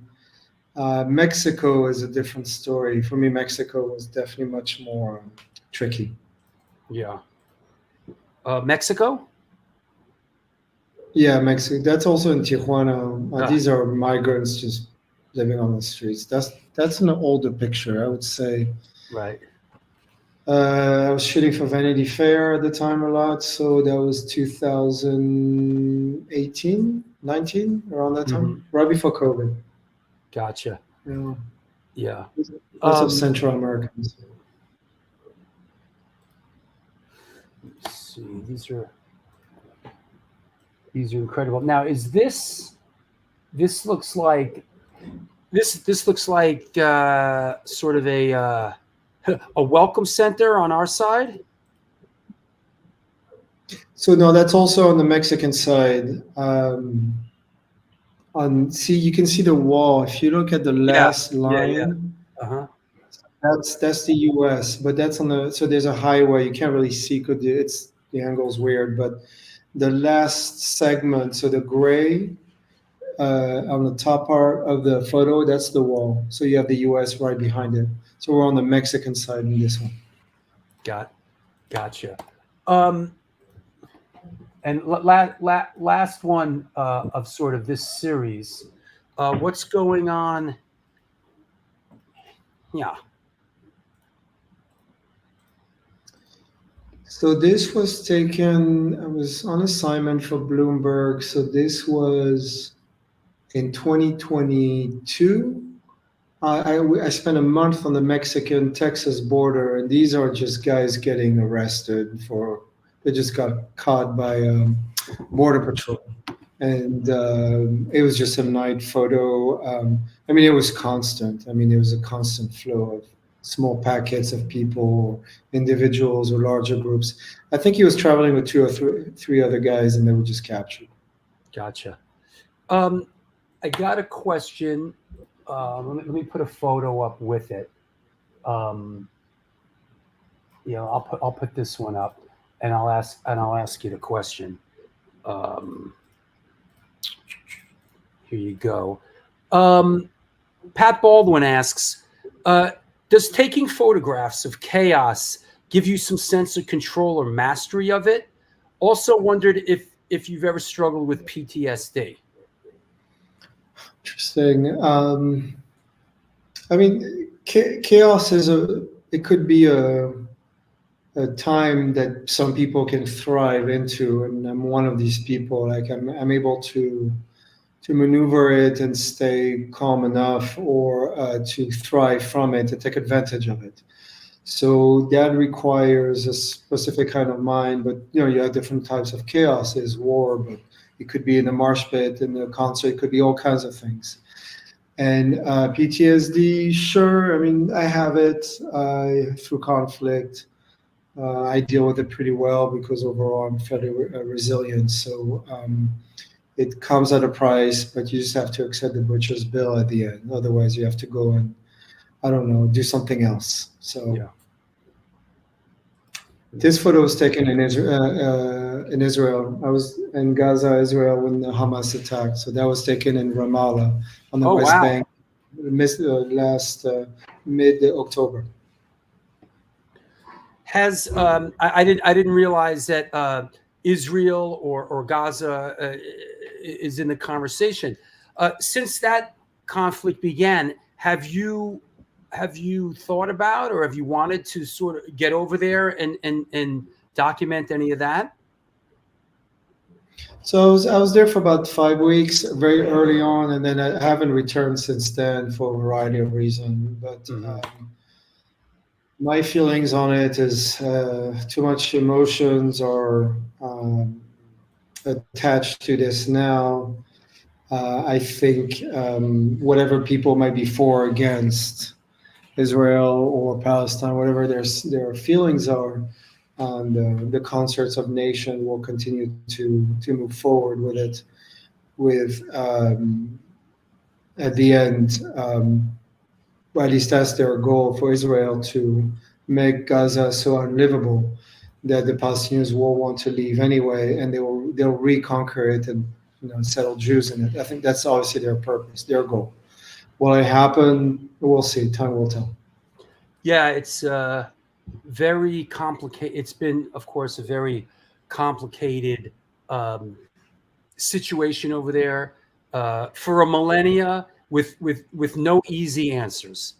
That's correct. There's that region, that conflict. There are, I've been to the Middle East. I've been to Israel a bunch of times, and there are just no easy answers to that situation over there. It's really True. It's a crazy situation. Let me ask you about this shot. This one caught my eye. I thought this was really incredible. This was under sort of the COVID series of photos you shot. Could you explain what's going on here? So this is in northern Mexico, and it's a famous cemetery. It's two hills. That hill is only for dead cartel members. The other hill, which is behind me, you can't see it in that shot. That's where they would bury all the COVID people died on COVID, which is quite a bit. But this, you would often see cartel members burying their own. So it was completely controlled. And this is a family member who's taking part of a funeral because someone she knew from her family had died of COVID. Right, and I got a couple of COVID shots. One of them, of course, that caught my eye, and which I can absolutely relate to, and I'm sure a lot of our audience can relate to. Right, is right. Yeah, I think if my memory is correct, this is Madison Avenue on Midtown. I could see that because that big bus lane. Yeah, that's correct. That's right. Yeah, only Madison has that. Yeah, I mean, I was in New York during that time for 2 months. Then I moved on to other countries to continue the work. But yeah, you just walk around middle of the week, middle of the day, you wouldn't see a person. It was very weird, but it was a very unique historical moment for sure. I think so as well, and it was really interesting. I mean, in a lot of ways, I enjoyed it quite a bit. Just the and not people, of course, not people being sick or any of that, but it changed things a lot, and it was nice and quiet, and of course, we mentioned it a lot. It gave rise to this show here that we're doing today that started during COVID and really became very successful. And here I am years later, still doing it with such a great audience, and I'm very, very fortunate. So for me, some good really came out of it. Here's another COVID shot that I really like, and I it's an odd shot. I like this shot. Oh yeah, that was JFK. Yeah, you know why it spoke to me is because I did a lot of flying. I flew a lot during COVID because my father was alone down in Florida, and I was down there with him when the COVID thing hit for a few months, and then I would come back and I realized, I'd rather be down there with him. There's nothing happening here, so I did a lot of flying, and there was one instance that I flew where I literally I drove to the airport by myself. I parked in the parking lot, and the shuttle, the guy drove me to the shuttle. I was the only one in the shuttle. I went through security, and there was nobody there. There was no line. I just walked up there. I got on a plane that was empty. It was it was really, really bizarre. Yeah, no, traveling during COVID was definitely a blessed time. Yeah, no one was traveling, so that was perfect for sure. It was when people started traveling again, it was a bit of a reality check to getting used to it again. So. Yeah. Our good friend and supporter Brian Madsen says, of course, I was working in healthcare. Remember Times Square completely empty. It was creepy and surreal. Yeah, we'll never see that again for sure. Yeah, absolutely. Here's another one that really, really interesting, and I think it was from that same series with the graveyard. No, this is in Mexico City. So this is a crazy photo because there were so many people dying that they had to remove previous, and this person had been dead for years, clearly. So they had to remove all these bodies so they could place new ones in it. Wow. Yeah. I never heard of such a thing. Yeah, just kind of roaming around Mexico City with a buddy of mine, another photographer, and we just stumbled into that. So we were just taking these crazy photos. And this is like a mummy. There's a woman who had died years ago. And what do? They take her out and put somebody new in there? So these are, you see behind, they're not the graves. They're like, I don't know how you call them. What do they call that? Like mausoleum? Yeah, so you just put concrete and you slide the body into it. Yeah. So they would break that up, and then they would remove and then remove the bodies. I think they would rebury them. At least that's what they said they would do it. But yeah, I don't know. Who knows? Well, sounds pretty iffy, and yeah, sounds pretty iffy. That said, thank you, Josephine. It is a crypt. Yes, a crypt. Thank you, Josephine. Appreciate that. It says Mexico's fucking nuts. Parts of it are for sure.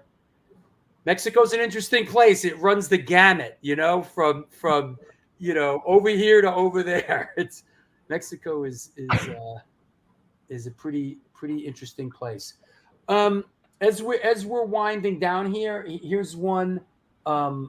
Let's just kind of going back here because these are photos I grabbed that I really thought were powerful. That's during that was crazy. That was during an offensive with infantry in northern Iraq during heavy clashes. You can see all the cables are destroyed. It was super dangerous. Lots of sniper activity. I was just following them forward during an assault on these buildings. Wow. This is 2017. Yeah. Oof. Any and kind of last one as we go full circle. This guy was kind of buried, but I love these shots and I really look forward to this project. Could you tell us again, looking ahead to what does the future hold for you, and tell us about this project again? Yeah, so I have 2 photography books coming out next year. One on the drug wars, you saw some of them. And this is a it was Austrian paratrooper who fought in Sicily and Italy in the 1st Parachute Division. And I met these guys in Vienna. And this will also be a book for the 80th anniversary of the end of World War II next year. And interviewing these guys, of course, they all got to be like in their 90s, right? Oh, these photos were taken 10, 15 years ago. Oh, They're okay. all dead now. Yeah, this is a project I did many years ago that I Right. finished years ago. These guys are no longer with us, for sure. Yeah. Fantastic. Anything you want to touch on as far as looking towards the future? You want to call to anybody, call to our attention anything that you have going on? Anybody you want to thank? No, I mean, we could do, it'd be nice to do, we'll do another one, when these books come out, it'd be Please. a nice way to reintroduce everything. But no, I appreciate you taking the time and reconnecting like that. So it's been nice to see you. Yeah, it was nice to see you too, and I really appreciate you making the time and coming on the show. Let's keep in touch. Sounds good, Drew. All right, I'll talk to you, Jonathan. Take care. Bye-bye. Boom. There you have it. Something a little different today. Thanks for hanging in there. Yes, Kevin, very interesting guest. And listen, like I said, we got to mix it up once in a while. It can't all be Vinny Stigma, and New York hardcore, and that's one of the things about the show that I love is that once in a while we can do a side trips episode and get into something a little bit. Hey, Zook, I saw you got your shirt, Zook. Wait, Zook got his. Wait, hold on, Zook. I'm gonna. Zook got his shirt. I saw. Hold on. All right, here we go. Zook got his shirt. Yeah. Hey, what are you, a maroon? Here. Zook got a maroon. There you go. There he is. Boom. Listen, you want a shirt? Hegs, you want a shirt? There you go. There's maroon, small, medium, and large left. Extra large is sold out. Double XL sold out. Triple XL sold out. Black. Once you go black, you never come back. Black is available in small, medium, large, and XL. Double XL sold out. Triple XL is sold out. Hegs, just get in touch with me. Anybody else there? Copy the Venmo address. Make sure you let me know what you want. There's a PayPal address there. The shirts are. I think there's not a lot left. Dan Neese, thanks, buddy. Yeah, listen, we got to mix it up, bro. We got to mix it up, and I really appreciate you guys hanging in there. And us doing something a little different on this one. Like I said, I met Jonathan. I met Jonathan at a party in New York. Like a hardcore gal had a rooftop party, and I started talking to him, and we sort of connected, and we kept in touch after that. And then when I don't know, it's 12 years ago when we recorded our Antidote No Peace in Our Time record for Bridge 9 Records, we thinking of a cover, and I reached out to Jonathan, and he gave us a bunch of photos, and I went through them, and we chose this for the album cover, which is one of his photos. So there is somewhat of a hardcore connection to today's guest, the New York Hardcore Chronicles. We are sponsored by blah blah blah blah blah and Mad Vintage. I got to dig into my boxes, and send Mad Vintage some of these old shirts I have, because I don't wear them anymore. And you know what? It probably, I see some of these shirts going for like stupid money. I got like a box of like old concert T-shirts. I'm going to wear those again. I wear I wear the same 3 T-shirts these days. Mad Vintage buys, sells, and collects band shirts, primarily hardcore. The DIY operation was started and is operated by a hardcore kid who just loves collecting and eventually got into vintage clothing, specifically the realm of vintage band shirts. They are always looking to buy out collections to either keep, sell, or trade. New shirts added daily at www.madvintage.com and posted on Instagram. Dig deep into that closet of crap and reach out to them. Help me help you. Last but not least, what's up, George? 126 Hardcore Clothing is a streetwear brand for restless individuals who don't compromise. They're about being positive, spontaneous, and true to yourself. For years, they experimented with several printing methods and materials and collaborated with a large number of designers and illustrators, always giving room for fresh perspectives while retaining the hardcore attitude. Get in touch with them and ramp up your game at www.126clothing.com. Hey, want to mention some events coming up. Incendiary Device is playing the Savage Mountain Punk Fest on Friday, August 9th. Scream is headlining the night before that. The day after that, night after that, is DOA. I heard the Flesh Tones dropped off for health some health reasons, and they were replaced by the Dolly Rots. Has anyone ever heard of a band called the Dolly Rots? I have not. They are headlining the Friday that we're playing. So we're playing with the Dolly Rots in Maryland. So come on down. Of course, the big Fury of 5 banger next up at the Barry Electric, free all ages, is Sunday, August 18th. We got Dan Rachel. I'm moderating the book event at Rough Trade on September 12th. This is a banger, man. Come on now. Sunday, September 15th, free all ages show at the Barry Electric. Scream, Rebelmatic, Butterbrain, The Errors, Lake Lanier, and by popular demand, DJ Sid the Kid Sound System. Here we go. This is going to be announced in the next day or two. Sunday, October 13th at the Bowery. ID is headlining with Winterwolf, Midnight Foolishness, The Phoenix Within, and Gunk. Some different kinds of bands here. We're mixing it up a little bit. ID will be headlining. Saturday, December 7th, up at Bridge 9 Records, I am moderating the Vinny Stigma, the most interesting man in the world, Christmas birthday book signing and Q&A. Saturday, December 7th at Bridge 9 Records. So get up, get out, make it happen. Is that right? A girl-fronted band, they're pop punk. Yeah, tell me about it. You know, what can I say? When we lined up to play this thing, I was told that Scream is playing and DOA is playing. So I was like, yeah, we're down. And then as it turns out, the only day we were available to play was the Friday. Scream is playing the day before, DOA the day after. Kind of a drag, but you know, we march on.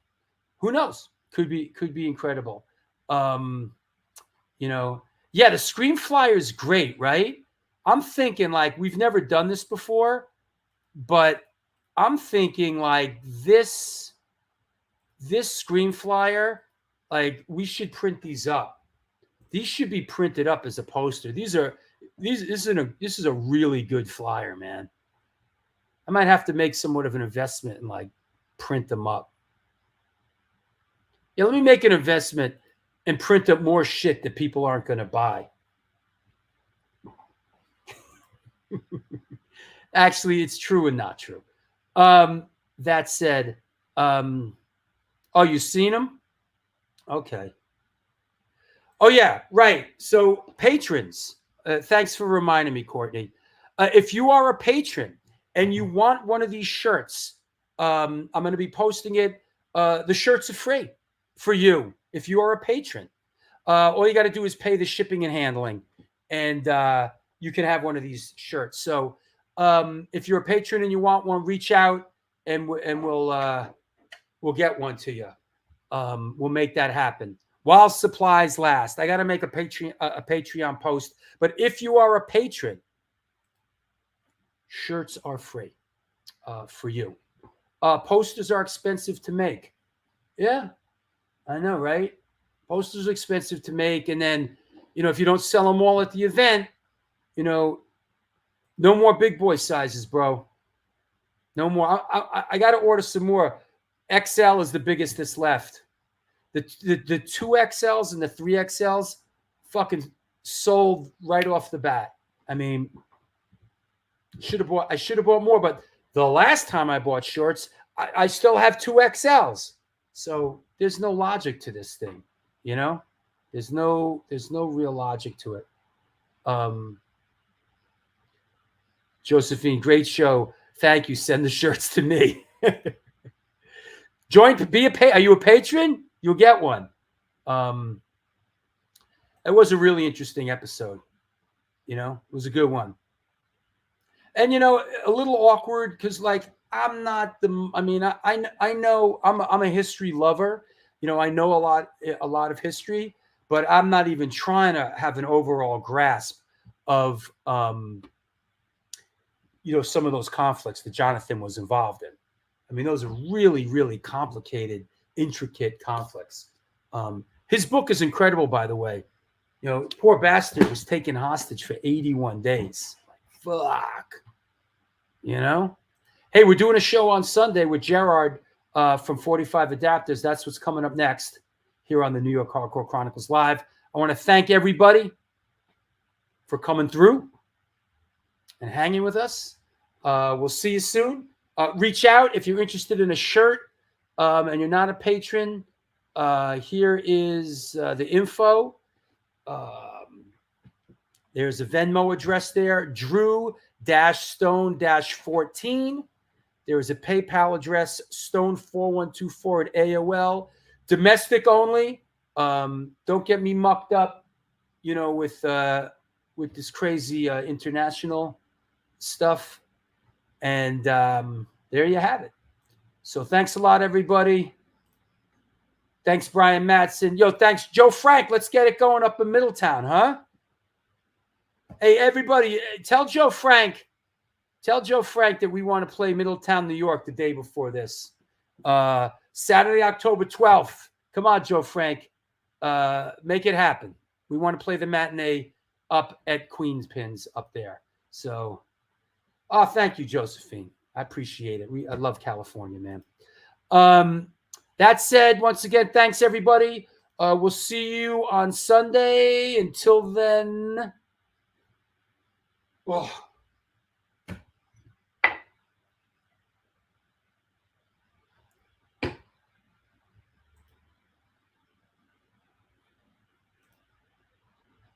Do good things and good things will come to you.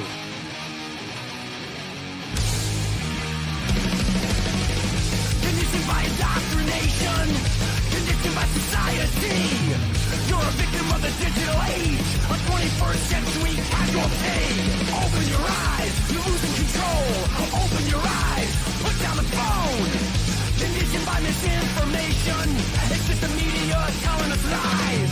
Decipher fiction from the truth.